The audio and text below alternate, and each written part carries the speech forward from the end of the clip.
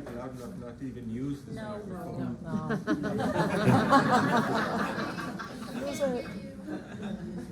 Use it. Use it, I'll use it, okay. I wrote out some things to say. This is not working again. Yeah. Back to a red light. Press it once. Press it once. Okay. I've written out. Maybe the battery's low. I have written out things to say, and I'll try to say them and get through them successfully. But before I do that, I too want to thank the whole team here at the Filipino Community Center who have put this together and made this such a great event, memorable, something we will never forget in our family. And they did it out of just love and care, and I'm very impressed. I also, before I start boring you, I want to thank my dear brother-in-law and sister-in-law who have been the heavy lifters in putting all this together. Genoveba's brother, whom she loved with no limits, and all of our family are so grateful that they're our uncle or our brother-in-law and sister-in-law, and thank you. I'm glad you're all here. It means a lot to me, and it probably has done more to get me out of my bad state than anything else so far. It's a tribute to all the fine qualities that Genoveba had. Genoveba was not famous in a public sense, but she was someone who, anybody who ever met her, came to know her, came to become a friend, never forgot that she was such a fine person. And nobody didn't like her. She never met anybody that didn't like her. Genoveba had a good start. She was blessed with remarkable parents, hardworking, industrious, loving parents who had come from one world to another, to a very unknown world, and through their intrinsic qualities succeeded in every way. And many of us here were blessed to have known Salvador and Maria Reyes. Many of you, probably most of you, all knew Genoveba long before I did from her youth. She was talented. She was a good athlete. She played music. You all knew that. And she was the valedictorian of her class, as Sal has mentioned. She was proud to have been born and raised in Arroyo Grande. I can tell you that for sure. Her achievements in high school made her an excellent candidate for virtually any university to which she might apply. If you have straight A's for 12 years in every subject, you can probably get into most colleges. But she chose UCLA. I think she should have gone to a conservatory for music, but that was water under the bridge. She didn't. She went to UCLA and she saved my life. I met Genoveba in 1964, only 2 months before she finished her studies, and it was also under strange circumstances. They were foretold. In 1949, Rodgers and Hammerstein wrote a musical called South Pacific. Anybody remember that? Yeah. There's the opening song is a song by the European character in the movie, and it starts out, "Some enchanted evening, you may meet a stranger. You may meet a stranger across a crowded room, and somehow you know even then, that you will meet her again and again, and that once you have found her, you never ever let her go." That's exactly how I met Genoveba. I was sort of shanghaied to join the Sproul Hall as a dormitory at UCLA mixed choir for the annual musical festival at UCLA, which was called Spring Sing, because the director was the leader of the floor I was on, and I had to go. And when I got to the first rehearsal, I sort of noticed on the other side of the room, it was crowded in that room, there was this very attractive lady sitting at the piano who I'd never seen, because she was no longer living in the dorm, and so she was a new face for me. Took a couple of rehearsals for me to get up enough nerve to go up and introduce myself, but I did do that, and it was on April 22nd, 1964, one of the most important dates in history. Genoveba was good at expressing herself in writing. Many of you have received letters from them, did it all the time. The first letter I got from her was on May 9th. That was just a few days after having met her on April 22nd. And by May 22nd, that's a month later, we were already deeply in love and couldn't get enough of each other. She was remarkable in every way. By April 22nd, 1965, 1 year later, I had received, well, I don't know how many I received, but I have 144 handwritten letters from her still in my home, all sorted, which I go back and read all the time now, and like she's talking to me. I received a card from her on April 22nd, 1965, one of these big cards. And you open up and you have a blank page on the left. Well, she filled it with a 600-word letter in her perfect little handwriting and expressed how much we were in love with each other.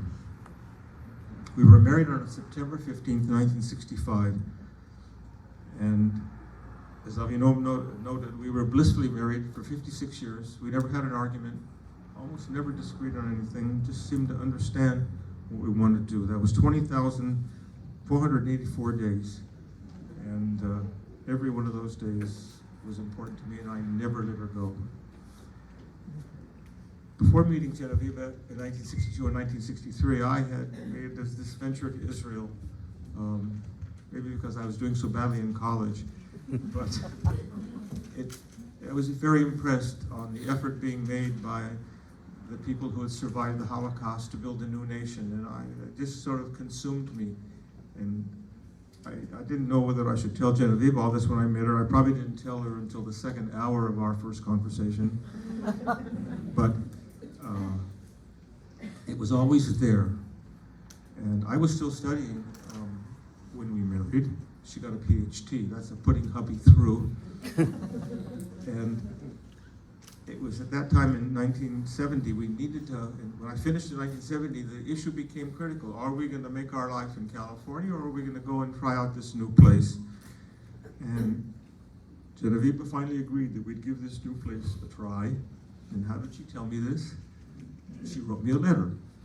And the letter is dated February 4th, 1970. It's framed in a nice frame in our living room, in which she said she was willing to give it a try, at least for a couple of years, to see how it worked out. And it did work out, as the kids have said, because Genoveba made it work out.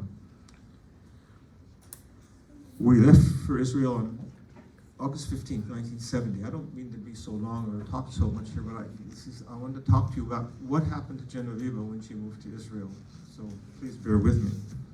We went there by train and by ship. Took us almost 3 weeks to get there. And like her parents, Genoveba then set out to seek her fortune, our fortunes, in a new land with a new culture and a new language. And like her parents, she made a great success of it. She was very brave. We started out in a very small dwelling that was provided for new immigrants. It was new, actually, and had nothing in it. And she turned it into a lovely home. We lived there for 9 months, and she had turned it into a place she thought we'd lived there for 10 years already. She went every day to Hebrew classes till she learned Hebrew. And she knew Hebrew well. She just didn't talk a lot in general. And so people thought she didn't know Hebrew that well, but she could write a letter without making any mistakes. And she was impressive in that respect. After 10 months at this place, we moved to Haifa following a job opportunity, and there we lived for 40 additional years. In 1972, Genoveba found a job, actually as a typist at the Israel Institute of Technology, a very highly rated technological university.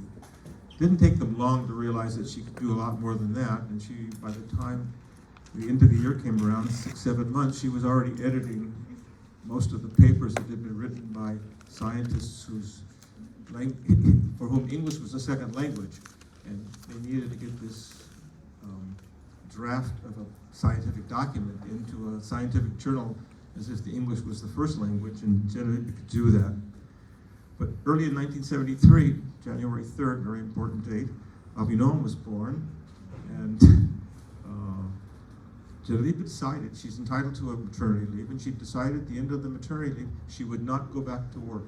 She now had 3 kids to raise, and she was going to raise them herself in her home and not have the kids coming home with the key on their own every day. But it turned out that the work she was doing at the Technion had to be done. And to their opinion, she was the only one who could do it. So they brought her a typewriter because work had to be done on a certain typewriter and asked her to do it at home. And that's what she did. And Genoveba did that for the next 50 years and more.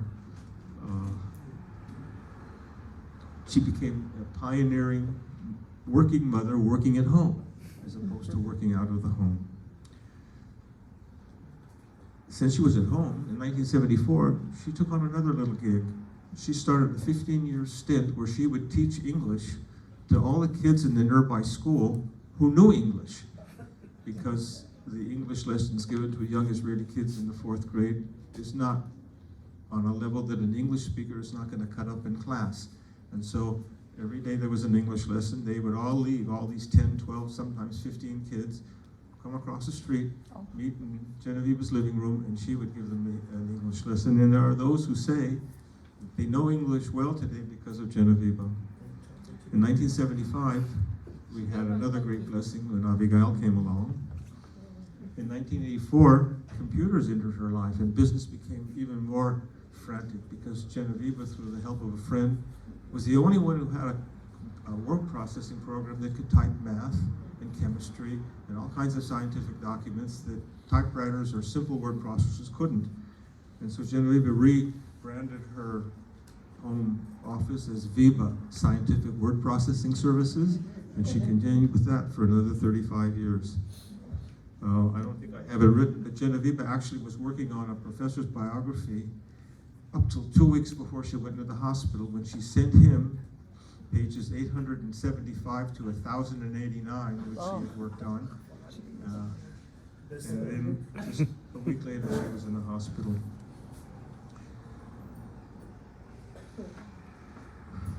Genoveba was what I call the midwife to almost 300 scientific articles and about 40 books that went through her hands.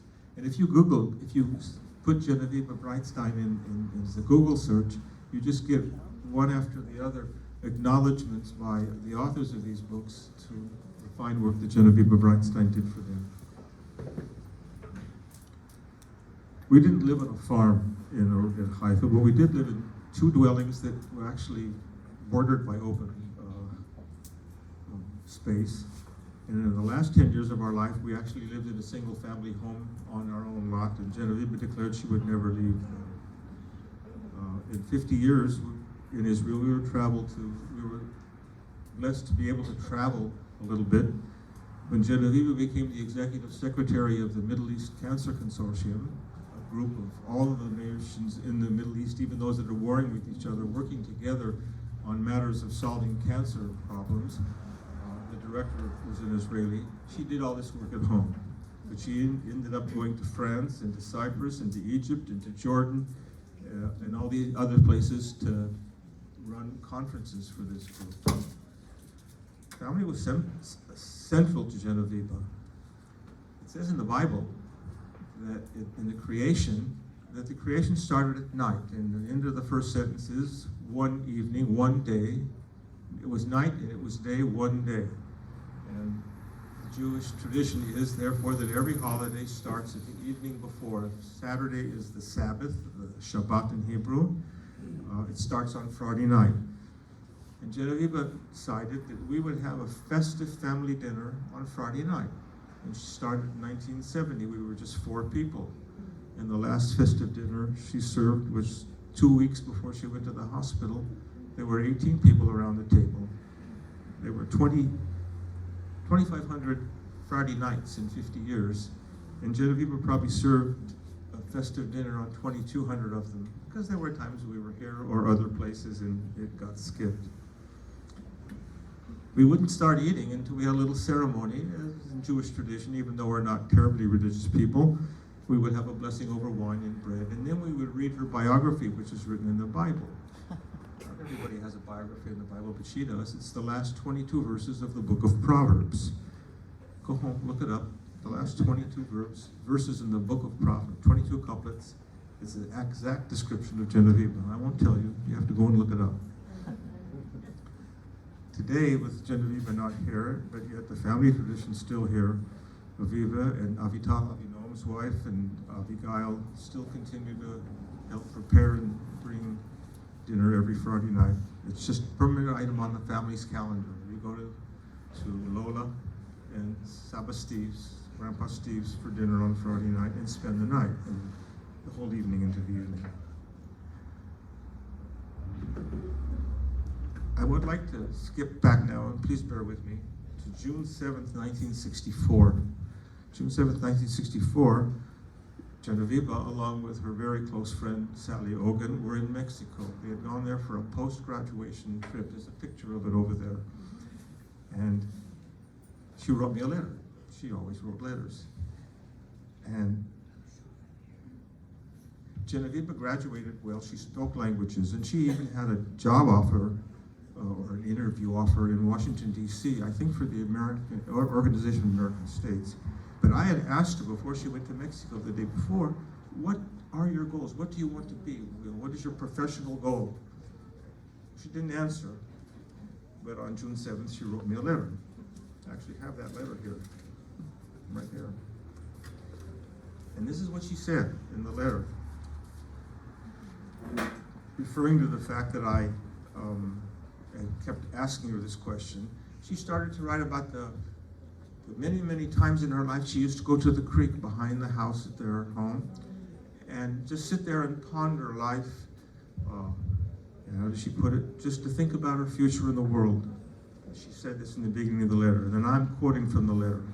She wrote, "I always wanted to be a mother and to make the men in my life happy in every way I know how.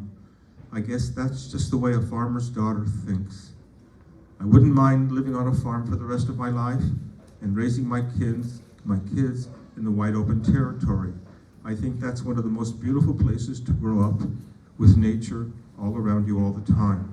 So you see, there's nothing really too complicated about me. I just want to lead a good, clean life here on earth, preparing for an even better one afterward." That's what she wrote. It's right here in this letter. You're welcome to come up and read. Many years later, she sort of reaffirmed that thought. She completed a 200-page cookbook, and she had it bound in 6 copies. But in the introduction, he talks about that, what she wanted to do in life, and why she published the book. Avinoma's already mentioned that our family didn't end with 4 children, but it ended with 8 grandchildren. Ori is representing all of our grandchildren here. There he is. And he is a great representative of our grandchildren. Genoveba died on October 14th last year. She had not been ill, but she had a terribly uncommon reaction to a simple medicine, and perhaps related to the COVID vaccination. I don't know that for sure. She didn't suffer long, but as Avinoma already mentioned, Ariana mentioned,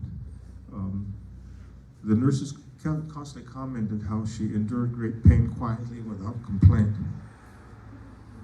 So, as it says in the program, Genoveba was the valedictorian in life. She lived her dream. She led the good, clean life she dreamed of. And I am sure she is, in fact, blessed with an even better one now. She was a very happy person. And everybody wants to follow in her footsteps. She followed the path she set out in life. You are all here because, notwithstanding the physical distance that separated you for so long, you never forgot her, and she never forgot you. She never forgot her parents. She never forgot her brother. She was a perfect person. At Sal's 45th class reunion, Genoveba and I were there. And I was sitting in the back of the room. There was things going on. Genoveba was up where the action was more. And sitting next to me was Mrs. Mankins, who I believe was a phys ed teacher at Aurora Grande High School. And she didn't recognize me, and she asked me who I was. And I said, "I'm Genoveba's husband." She smiled. And then she said, "Well, you got the best." And I've always kept that in my heart. It's so true. Genoveva was the rock who set the example of how to live and how to love, and how to be extraordinarily talented, but yet modest and respecting all others. She did make me happy, like she hoped, every single day. She made me a better person than I was when I met her. She glued our family together with her love, and her memory will continue to light our path forever.